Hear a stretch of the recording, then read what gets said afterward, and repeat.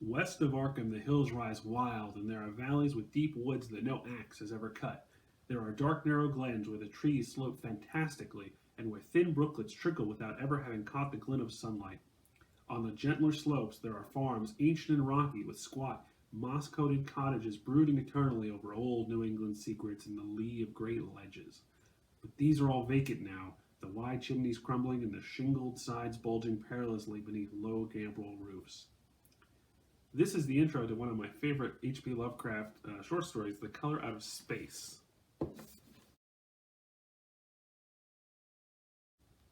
I recently had the chance to go see the movie adaptation of The Color Out of Space, and I figured since I'm a writer myself, Jeremiah Dillon Cook, I write horror, fantasy, mostly weird fiction, like in the vein of Lovecraft stuff. I thought this was a good opportunity for me to do my first ever YouTube video review. So hopefully it's not too cheap looking and not too badly edited. But I thought I'd start with the non-spoiler section. Overall, I thought it was a pretty good movie, actually, and probably the best H.P. Lovecraft adaptation of all time, which isn't saying a whole lot because the bar hasn't been set particularly high. Here are some notes I took on some non-spoilery things we can talk about first. So I thought the music and atmosphere was good throughout. I actually thought Chong was really good in the movie, which was something I was worried about because it didn't, stoner humor isn't necessarily something that you think is compatible with Lovecraft, but he worked in it, and the humor actually is balanced well with the horror, so it doesn't ever impede the movie in any way.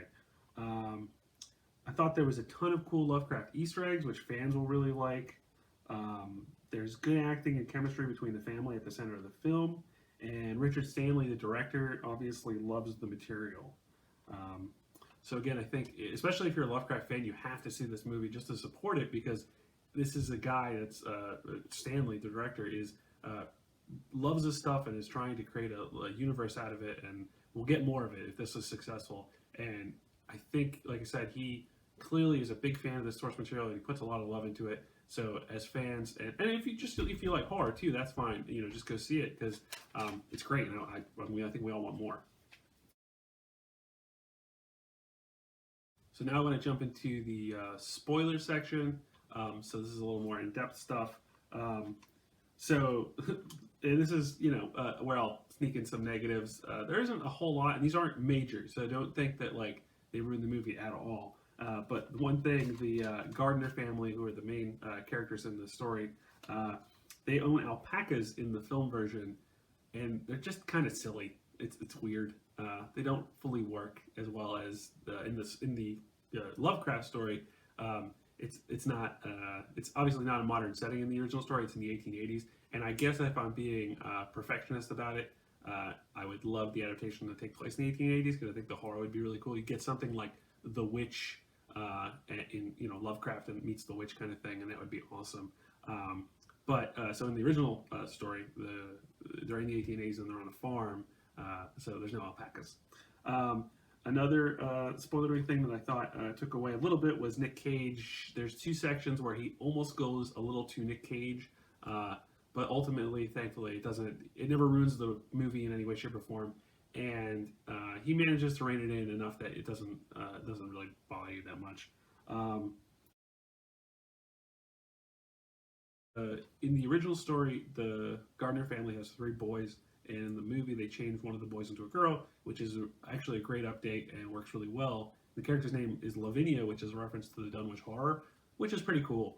And the character, at first, when you first introduced her, she's doing like a spell by the river, and I was a little worried that it was going to be hokey or just a little silly, but she actually becomes like definitely the most, I don't know, relatable, and the character you're definitely rooting for the most throughout the story. And she's good. I just liked her a lot. I thought the actress was really good. Um, there's this pivotal moment in both the story and the movie, but it's done differently. Basically, in the story, the color, which is the monstrous entity in the tale, is feeding on the mother and the youngest child, or one of the young children, and they end up getting locked in an attic, and they can like talk to each other, and they're falling apart, and it's horrifying in the book, in the short story. And in the movie, they do that in a similar way, except for it's not it's a quicker because it's a film you have a shorter time to work with. So I thought it was really actually pretty genius. Richard Stanley has the color touch the mother and son, and they fuse together into this horrifying creature. And the family is trying to take care of them, and they end up putting them in the attic because they don't know what to do with them because they can't get out of the area too. That's part of it, part of the tale. And it's just horrifying and like a really good distillation of that story arc, that part of the story into a movie form. And I really like that. I thought they actually did a very good job with the isolation because I was worried, especially because they were doing it in a modern setting. I think it's harder to do isolation in modern settings. But they did a pretty good job of establishing why they couldn't escape. And they did this really cool thing where the color was affecting time. So it wasn't clear how long things had been happening. It could have been happening over a very short span. You just didn't realize it. Like it could have only been 3 days in the story because of the way the color was kind of affecting time. And this, it seemed like the time was affecting the color was affecting time. It was pretty neat. What else did I have for last kind of things? Thought the ending was really great. They definitely stuck the landing, and they pulled the stuff I liked about the ending in the short story right into the movie, which was awesome. There was this one jump scare with a cat that was a little silly, but that's you got to deal with a couple of jump scares. And it wasn't. I'm not against jump scares, but it was just looked a little silly, but it was fine overall. I thought it was kind of interesting that there was a lot of influences on the creatures from John Carpenter's The Thing, and it's kind of interesting how John Carpenter's The Thing takes a lot from Lovecraft, even though it's not an adaptation of a Lovecraft story at all. But there's a lot of influence that, because John Carpenter's a big Lovecraft fan, so you see a lot of that influence on The Thing, and now this has a lot of influence from The Thing, so it's just kind of like the snake eating its own tail there, which is kind of cool. And I guess I have to say, because me and my wife were actually just recently talking about the fact that even though we're in the year 2020, there's still horror movies being made where the black guy dies first or second, or is just not a fully developed character or is interesting. And actually, they made Ward Phillips, the protagonist of the movie, well, he's like the sub-protagonist, I would say, because the Gardner family is the protagonist, and then Ward Phillips is the observer, and he's in the book he serves, or in the short story. Sorry, I keep saying book. In the short story, he serves sort of a different purpose, but they did a really cool thing here where they updated him and made him the character kind of observing. They kind of combined him with the character Amy Pierce in the short story, and it really works. And he survives all the way to the end, and it's crazy, but it still doesn't happen enough where the black character survives, and it's a little ridiculous. But I was really happy that happened in the story, and we got that moment. And he gets an amazing ending where he's the ruined Lovecraftian protagonist who it's awesome. It's perfect. It's exactly what it needed to be, and I really like that.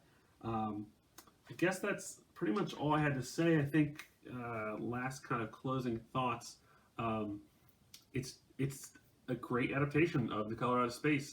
Again, I would have preferred it in the 1880s, but for a modern setting, this is as good as you're going to get, and you really should check it out if you like horror or if you like Lovecraft. Especially if you like Lovecraft, you kind of have almost a duty to support it, because we don't have enough of this stuff right now, and the only way we're going to get more is if this is successful. So definitely check this out when you can.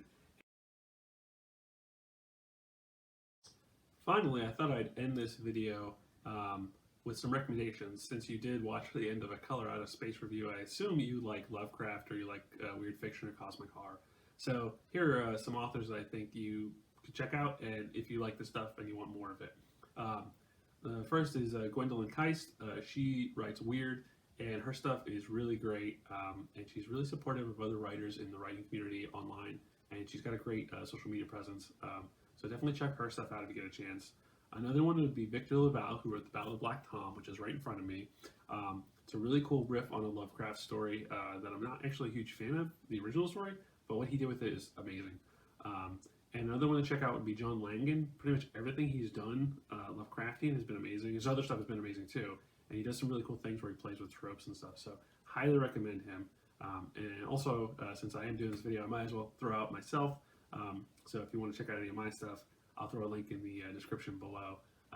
But any of those three authors are fantastic. And there's a ton of other ones too that I don't have time to list. But all of them are good and definitely worth checking out. So thanks for watching my review, and have a good day.